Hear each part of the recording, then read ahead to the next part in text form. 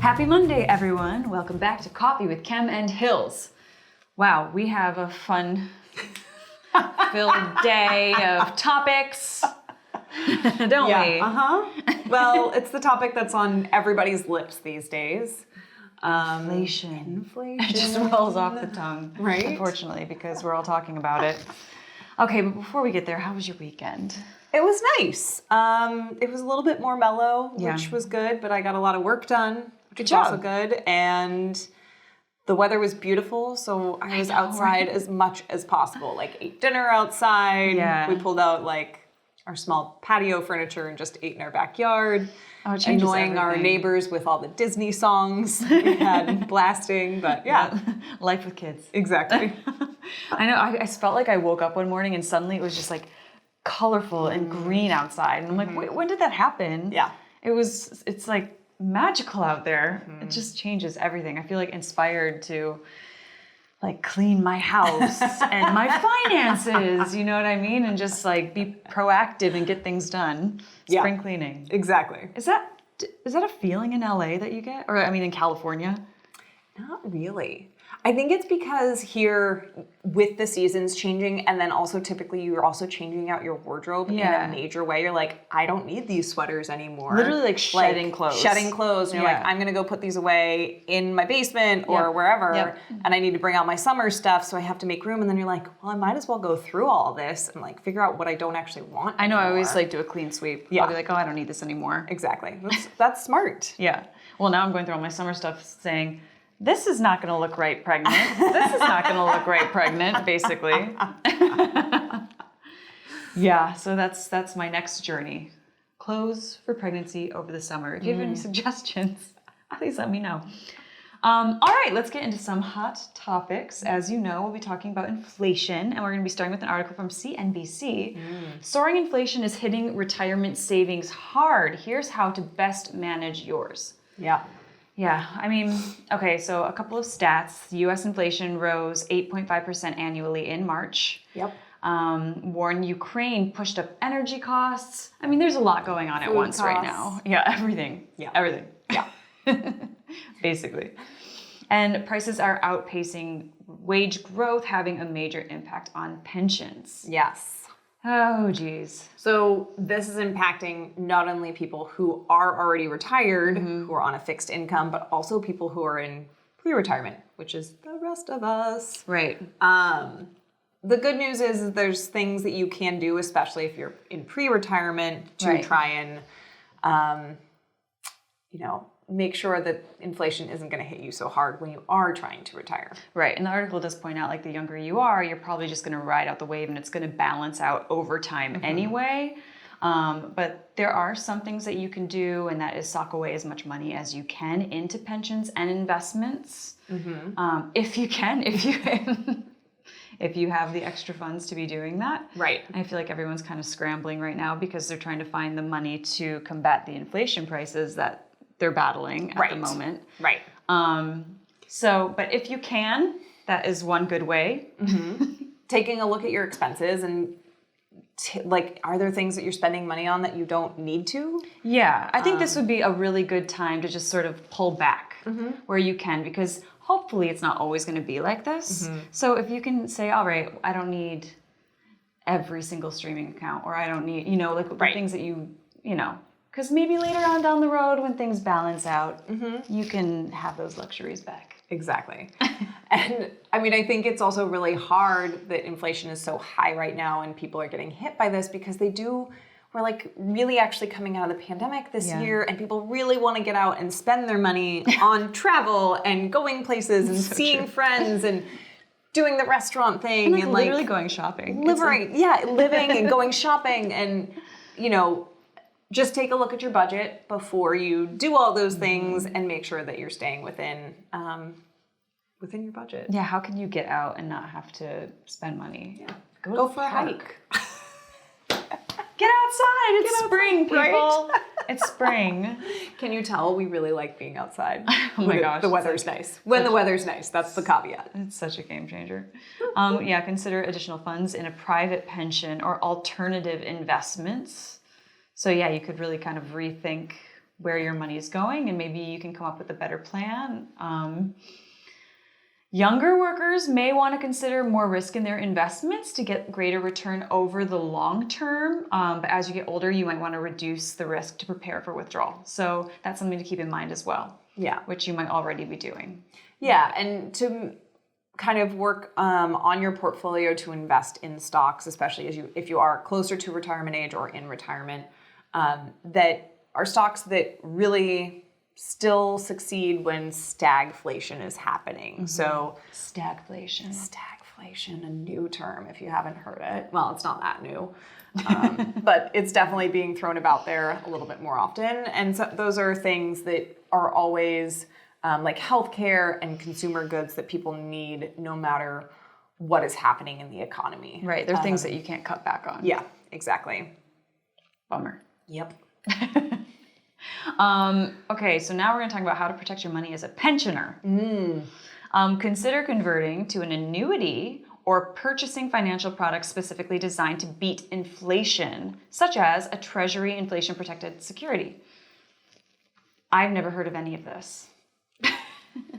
Annuities are really great for people in retirement age. However, you do have to be wary. They do typically have costs. Mm-hmm. So one is that you're putting this lump sum into the annuity, and you typically don't have access to take that money out as a lump sum for a period of time, typically around 7 years. But you do get a fixed rate back to you over those 7 period of time. So you do have kind of like a fixed income coming back to you. Can be a great product, but definitely make sure that the annuity, if you are looking into it, also look at how much, what percentage they're also taking off the top, because sometimes annuities, because they protect you from downturns in the market, you are paying to put your money into a safer place, and they can be a little bit more costly right on the upfront. So just make sure that it's the right thing. And for so you. not every annuity looks the same. Correct. Yeah. So maybe hire a financial advisor to help you in making those decisions. And make sure that they're a fiduciary, because then they will have your money at heart versus versus just selling you a financial product. Their money at heart. Mm-hmm. Yeah. We don't want that. Exactly. All right. Another tip, if you have cash in the bank, you might want to consider moving it into an alternative short or medium investment where there will be better growth. Mm-hmm. So, yeah, I mean, if your money is sitting in the bank, as we've talked about before, it's probable that it's not actually growing much. Mm-hmm. So if you have that cash sitting there, maybe consider it moving somewhere where it will actually grow and you'll make a profit on it. Exactly. Mm-hmm. Next, cut back on non-essential spending, and we've talked about that, and employ money-saving techniques, which we talk about all the time, which I think everyone's already applied. Right. From our Healthy Wealthy Wednesdays. One hopes. Bottom line is, we're going to get through this. Woo! Pre-retirees and pensioners, all of us, we're gonna get through this, okay? Exactly. I believe in us. On that positive note, we're going to take a quick commercial break, but we will be right back to talk a little bit more about inflation.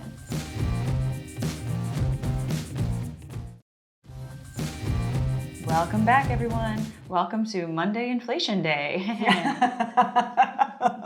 Hopefully not. It's not a weekly thing. Yeah, or monthly or yearly. Right. But, you know, it is a hot topic at the moment. So here we are. Here we are. So there was another article, this one was from CNBC, that said, titled, "Inflation is making it harder to get by without a six-figure salary." And that is not the reality for everybody, and specifically women. For every woman who makes over $100,000, there are 2.5 men. So we only make up 25% of the workforce that earns over $100,000. Ouch. Women make up over 57% of workers who earn less than $25,000. Okay. So this makes things tough for a lot of women because they're in the low wage paying jobs, not only have we talked about before, But they still have to pay gas. yes, exactly. And they typically are paying for food, and they might be paying for food for the entire family. And we've talked about before how the pandemic really affected these jobs first, and specifically women in these roles. Yep. So, and the other thing that it also affects is financial security. So when you're making a lot less, you aren't able to necessarily save. Right. You're spending more of your paycheck on gas, on food, on the essentials that you need as a percentage, because that's how much you have. Right. There's definitely some things that you can do. And one of the tips that they talk about is, if you can, try and put away a little bit per month, even if it's $25. Right, it's something, right? Yeah, towards an emergency savings account first, and then investing. Because especially at that lower income level, if you get hit with health, like a health emergency or a car emergency, it can really, really set you back. Right. Right. I mean, we've all been there. if you're doing the paycheck to paycheck right now, you know what I mean, and just kind of scrambling to stay afloat. Exactly. It's, like really just looking to see if it doesn't have to be an overwhelming amount of money, but even if it is, $25, whatever that may be, it might be your weekly coffee or whatever, it's just seeing where you can pull from just to give you that cushion and that peace of mind. Exactly. And if you are working for a company that has a 401k and a match, try to contribute to take that. advantage of that. And take advantage of that, because that's free money that you're really just leaving on the table. Right. And hopefully you're at a place where you can contribute enough where you aren't feeling the pinch because you didn't see it in your paycheck already. Right. Right. Good advice. All right, we have another article. There's a lot of articles pouring out in regards to inflation right now, and this is from the New York Times. With inflation, workers are facing return to work sticker shock. It's true. I get it. I read it and I was like, yeah, this all makes sense. I haven't even really thought about it, but people have been working from home, which has been a great way of not being faced with a lot of inflation because of travel costs. And, even if you bring a packed lunch in, whether you're like, it's like everything costs more money. Yes. Everything does. Right. And so a lot of workers there's some pushback. They, at this point, because the costs are much higher to get to work these days. So the average cost of gas last month in the U.S. was $4.33. Yeah. Versus in 2019, it was $2.19. So if you're commuting and going by car, you're really spending almost double just to get the same place. Yeah, it hurts. And so there's a lot of workers who, if they are either having to go in after being remote for a while, are pushing back on employers, or they're looking for new jobs that either they don't have to commute for, or are much closer in commute times. Yes. And there are some companies that are trying to offer financial incentives to bring the employees in, whether it be a travel allowance or, a subway card, like that monthly subway card. Yes. I had one of those in San Francisco. It was awesome. Yeah, I know. That's what I had in New York. It's what you do. Right. But they're not cheap. No. They're not cheap either. Have those been impacted by inflation? I wonder, because I'm not living in the city anymore. Right. So I don't know about the New York one.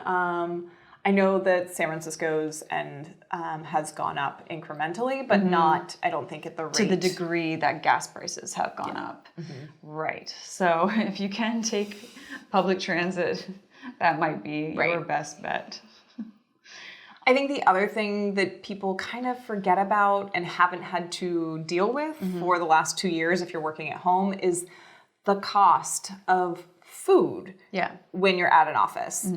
You can bring your lunch, but not everybody does. Right.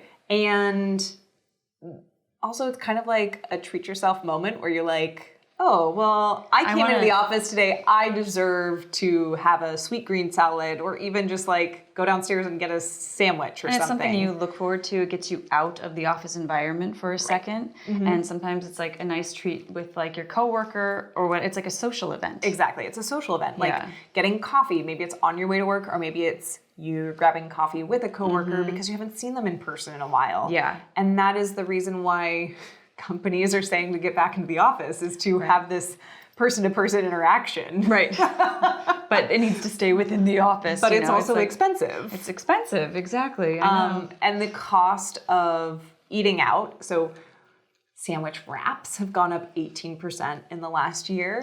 The cost of sandwiches have gone up 14%, and the cost of salads have gone up 11%. Oh, jeez. So, it is, which is higher than wages. Wages have only gone up 5.6% in the last year. Right.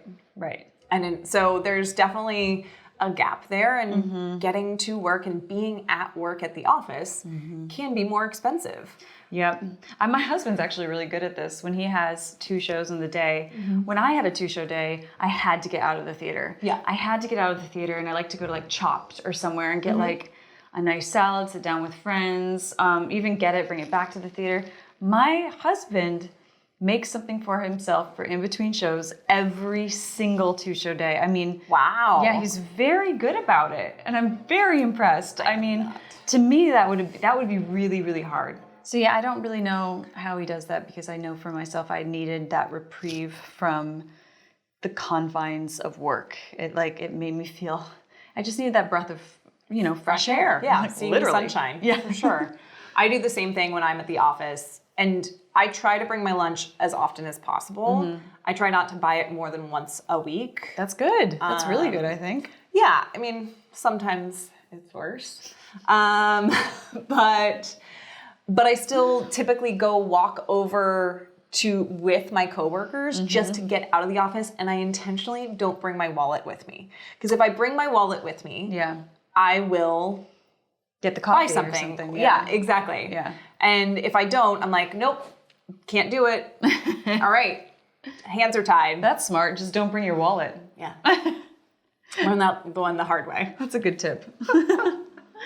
All right, we're going to take a quick commercial break, but we will be right back to tell you all about the shows airing today on ROI TV.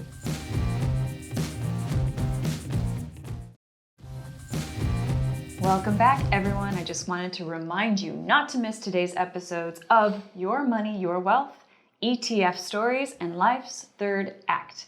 You can catch all of these episodes on Amazon Fire TV, Apple TV, Roku, or on your phone, whether it's an Apple or an Android phone. So check us out and start watching those videos today. Thank you so much for joining us on another episode of Coffee with Kim and Hills. We will see you tomorrow with a lot of other great hot topics that probably won't be inflation. I feel like we've... Hopefully not. Hopefully not. I think we've done our inflation for the week. Hope everyone has a great day and you're enjoying your cup of coffee. We'll see you tomorrow.